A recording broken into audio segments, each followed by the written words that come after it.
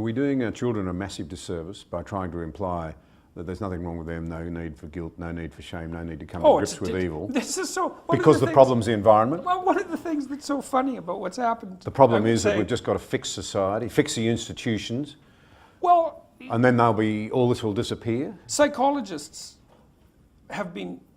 Not all psychologists, obviously, but the psychological profession is neck deep in this pathology, has been beating the self-esteem drum for 50 years. Oh no, you're okay. You should feel good about yourself. Like, you're fine the way you are. It's like you think, well, that's a calming message for people. It's like, no, it's not. It's not at all. And I watch my audiences. It's like, it's full of people in the audience who think, I'm suffering a lot more than I think is tenable. A whole bunch of it's my fault. My life is not in the order it should be. I know I'm doing 50 things wrong. It's like, what the hell's wrong with me? What's wrong with the people around me? This is really serious. And some, well-meaning person comes up and says, you're okay just the way you are. It's like, no one wants that message. It's like, no, I'm not okay the way I am. I'm not okay at all the way I am. I know that. And so, when I'm speaking when I'm speaking now, I say to people, well, you're nowhere near what you could be. That's the positive message. It's like, yeah, you're a mess, but you don't have to stay that way. If you're a mess, you know it, obviously. You're suffering away like so much you can barely tolerate it. It's like, that's okay.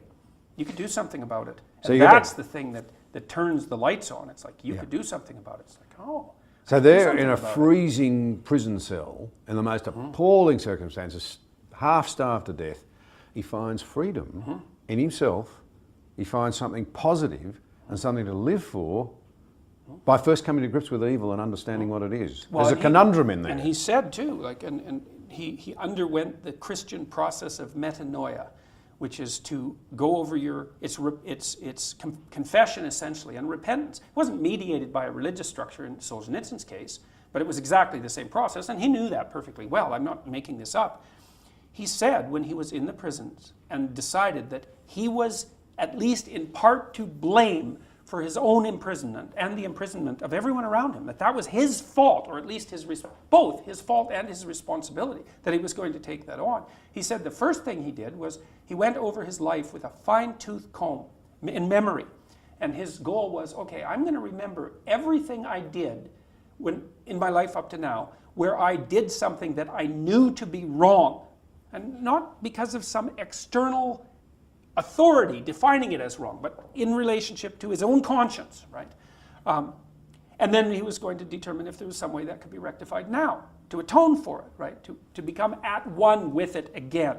And so that was part of the process he undertook. And the concluding consequence of that was that he wrote the Gulag Archipelago, which is an absolutely overwhelming piece that blew the intellectual slats out of the foundation of communism permanently, right? Once Solzhenitsyn published... Until now, we seem to be trying to gloss over it.